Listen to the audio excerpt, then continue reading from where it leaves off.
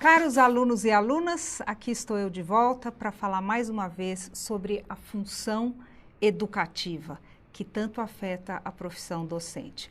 Mais especificamente, o que eu quero captar hoje é o significado dessa ação educativa ao longo da trajetória escolar. Eu, nas minhas andanças aí pelas escolas, por diferentes segmentos, com diferentes professores e alunos, eu tive a oportunidade de fazer uma pesquisa que para mim foi muito relevante, tentando compreender o que acontece nas escolas para além do ensino, né, da mera transmissão de conhecimentos. E o que eu pude captar, né, é que, de fato, as escolas têm uma preocupação, né, para além do ensino. Algumas não, mas muitas sim, né? E o que a gente observa são projetos que vão pipocando, né, na escola com diferentes temáticas. Por exemplo, orientação de estudos ou drogas, prevenção de drogas, projetos de recuperação mais sistematizado, orientação de estudos,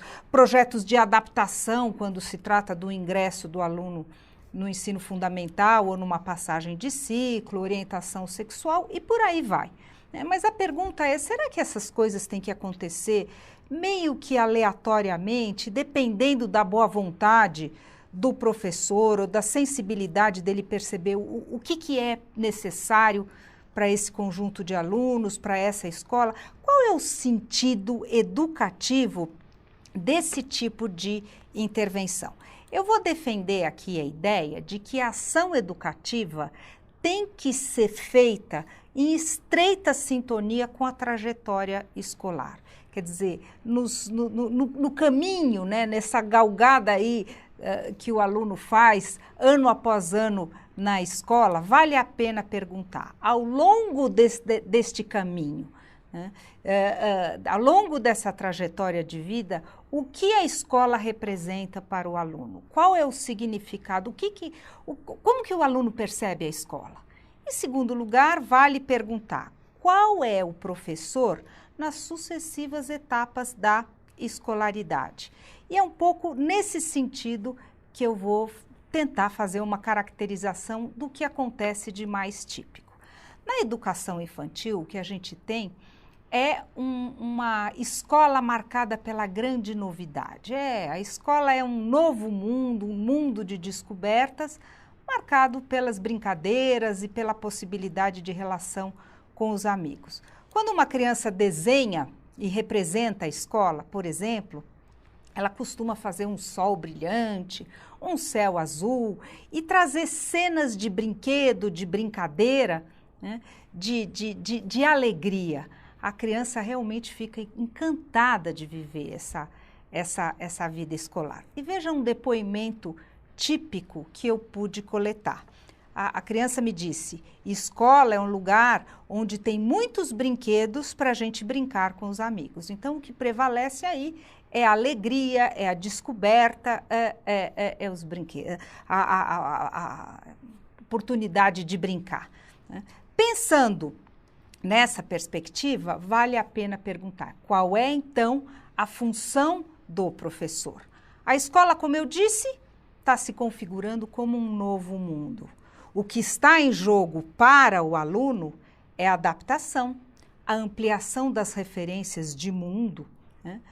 Dos saberes, porque essa criança está aí em contato com novos saberes, com as linguagens, porque na educação, na fase da educação infantil, a gente tem aí uma pluralização das linguagens e das relações, né? Das relações principalmente sociais. Então, qual é o papel educativo do professor? Na falta de um termo melhor, eu vou usar provisoriamente esse termo, que é institucionalização, que significa o investimento na esfera afetiva, funcional, cognitiva, linguística e no ajustamento pessoal.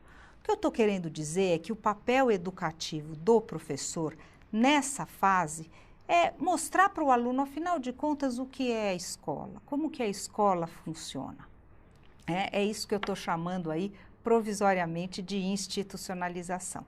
Vamos um pouco mais adiante. O que representa a escola para a criança que entra no ensino fundamental, lá no primeiro, segundo ano do ensino fundamental? Bom, agora a escola aparece como um espaço do aprender. Então, nos desenhos infantis é muito comum aparecer situação de sala de aula, alunos sentados, professores ensinando, né? E a criança percebe que há uma cobrança. Vamos ver esse depoimento que é particularmente significativo. A criança me disse: o primeiro ano é legal, mas agora a gente não pode mais brincar. Ora, esse depoimento, ele é muito forte porque ele traz para a gente um fenômeno muito típico do primeiro ano, mas que obviamente pode acontecer um ano antes ou um ano depois, depende aí do momento da criança, que é quando a criança percebe que aprender tem o seu preço, que a escola cobra, a escola quer ensinar e aprender nem sempre é fácil. Como é que nós vamos poder conciliar isso com a alegria de aprender? Está aí mais um desafio para o professor nessa nova fase que vale a pena a gente considerar, né? Então, muito bem, no primeiro, no segundo ano, a ideia é que a escola agora é para valer, a escola agora é coisa séria.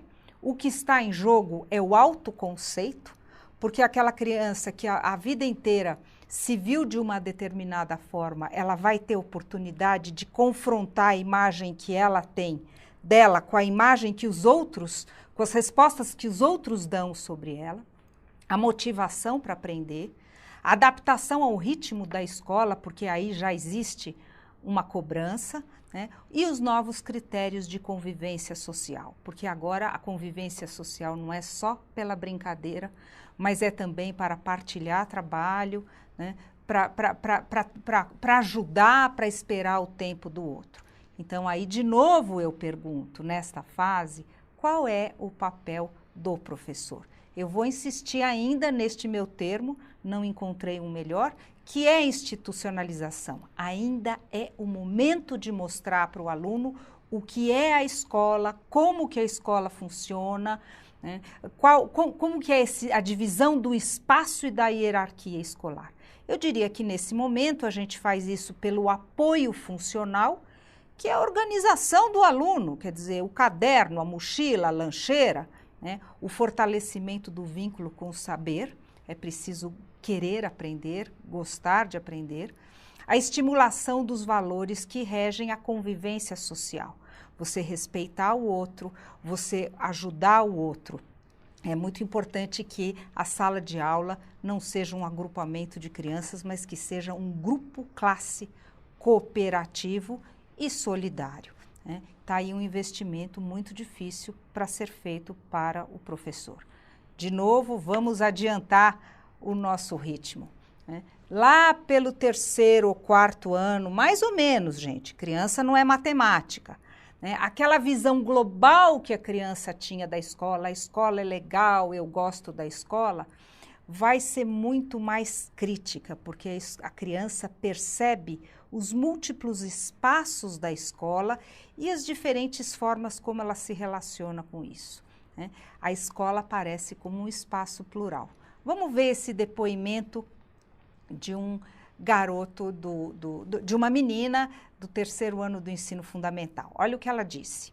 Gosto muito de escrever, gosto de pintar, mas não gosto de desenhar. Sou filha mais velha, tenho 11 amigas, não gosto de gente fofoqueira, não gosto de matemática, adoro ciências, gosto de estudos sociais e não gosto de português.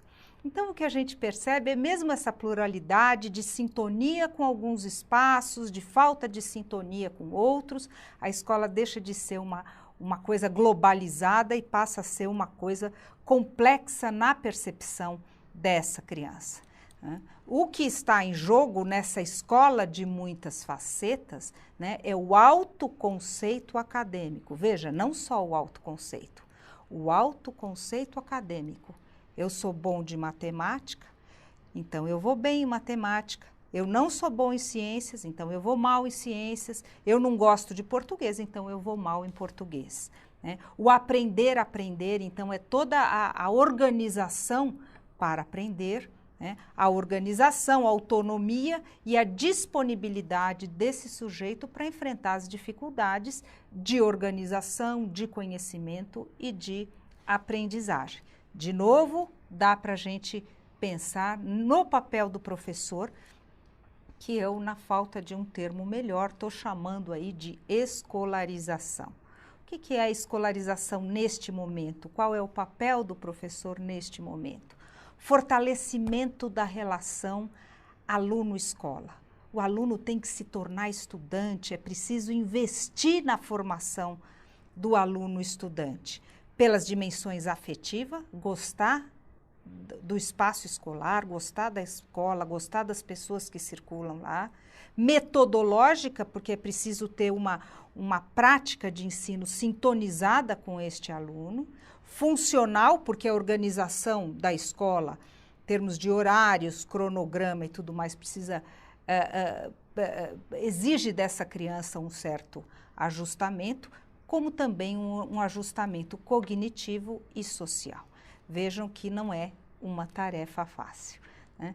Um pouco mais adiante, a gente pode encontrar aí, neste segmento de 5º ao 9º ano do ensino fundamental, que a escola agora, que até agora era o grande centro do universo infantil, a grande referência, vai começar a competir com outros espaços. A criança percebe, a criança começa a viver o mundo mais intensamente e a criança começa a perceber que a escola é um entre tantos outros espaços, eventualmente até uma pedra no sapato, né? Vejam esse depoimento que eu pude colher com um aluno de 6º ano do ensino fundamental.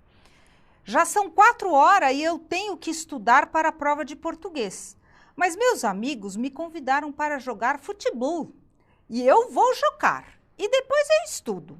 Me decidi, eu vou ir e depois estudarei. Mas se eu me atrasar e não der tempo de estudar e eu for mal na prova, minha mãe me mata. Mas se o meu time perder, eles me matam. O que eu faço? Filho, tá na hora de ir para a escola. Hoje você tem prova, esqueceu? Não, mãe, eu já tô indo. A prova, o futebol, era só um sonho e eu não estudei nada. Ai, meu Deus do céu. Então, nesse depoimento, a gente percebe aí uma tensão entre a vida escolar, as exigências da vida escolar e esse menino que fica dividido entre tantos espaços, entre o divertimento, a sociedade, os amigos, o futebol e as necessidades da escola, né? Antes da gente falar do desafio do professor, vale a pena esticar um pouco mais esse momento e pensar o que representa, né, na continuidade aí do ensino médio. Aqui, este mundo extraescolar se aprofunda, a ponto que a criança, o jovem no caso, percebe, ele reconhece a importância da escola, né, mas, ao mesmo tempo, né, ele tem que lidar com a disponibilidade para investir na aprendizagem, né? Vamos ver este depoimento de um rapaz do 2º ano do ensino médio. A escola é importante, super importante, vestibular, trabalho, mas é um saco aguentar isso aqui. O que salva são as minas. É verdade.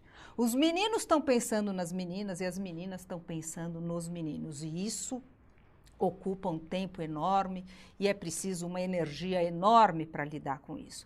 Então, veja só o paradoxo. Eles reconhecem a importância da escola, mas, ao mesmo tempo, eles estão interessados em outras coisas, em outros mundos, né? Então, pensando aí, né, neste papel do 2º segmento, né, do papel do professor do 2º segmento do ensino médio, do ensino fundamental até o ensino médio, o que é que está em jogo? Gente, é a adolescência, né? E a adolescência tem que lidar com crises, conflitos, projetos de vida, cobranças, desempenho, opção profissional, autonomia, redefinição da identidade e dos valores. É muita coisa que está em jogo. E não adianta verdadeiramente o professor ignorar esse momento. Então, qual é o papel do professor aí na segunda metade do ensino fundamental e no ensino médio. Eu vou insistir um pouco na escolarização. Ainda temos que ensinar o aluno a ser um estudante, mas eu vou acrescentar alguma coisa a mais, que é a preparação para a vida social. E aí sim, cabe ao professor o apoio, a orientação, a sensibilização desses alunos, a conscientização sobre aspectos da vida e responsabilidades sociais. Então, aí a gente tem sim, cabe um projeto de orientação sexual? Claro que cabe, mas eventualmente cabe também um projeto sobre alimentação, já que tantas meninas estão sofrendo de anorexia e de bulimia. Enfim, quer dizer, é preciso que o professor compreenda a realidade dos seus alunos, né, e pense na opção profissional, na sexualidade, nas dificuldades de lidar aí com tantos apelos do mundo, né, e com tantos conflitos da adolescência. Né.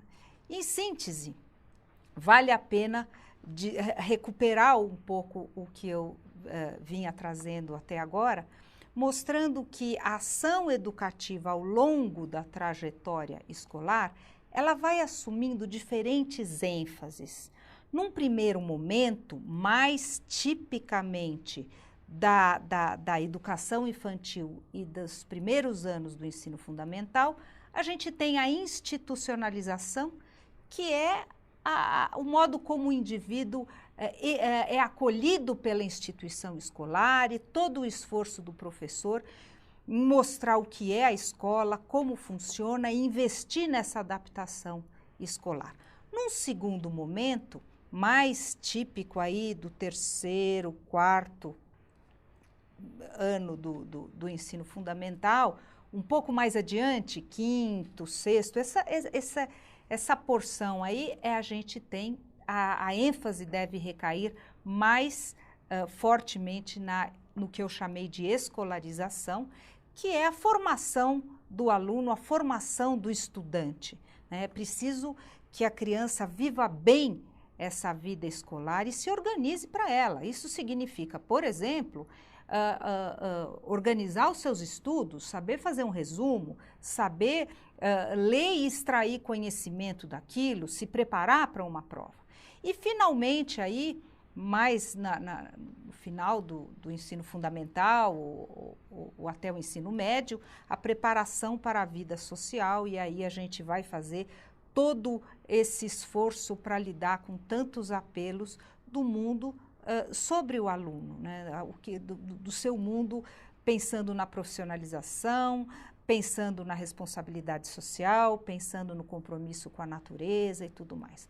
Obviamente, isso tudo é muito flexível e por isso eu fiz questão de botar aí uma mola, porque eu estou dizendo que a institucionalização é mais típica da educação infantil, a preparação para a vida social é mais típica do ensino médio, mas essas coisas todas podem ser muito flexíveis.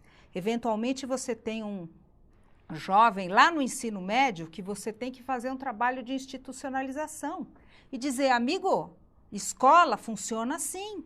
Nós temos regras, nós temos princípios, nós temos horários, nós temos tal hierarquia, né? Esse seria uma medida, por exemplo, para lidar com a indisciplina na escola, né? Ou, eventualmente, você tem um jovem que está terminando o ensino médio e você tem que investir ainda nessa formação do estudante, ensinar ele a ter ordem no caderno, fazer um resumo, fazer um fichamento e por aí vai. Então, essas coisas são muito flexíveis e o professor tem que ter a sensibilidade de perceber qual é o momento do seu aluno para propor aqueles tantos projetos que eu falei no começo da aula, e que, obviamente, não podem ser propostos aleatoriamente, mas que tem que seguir aí princípios, né, educativos em função do momento do aluno. Não tem receita.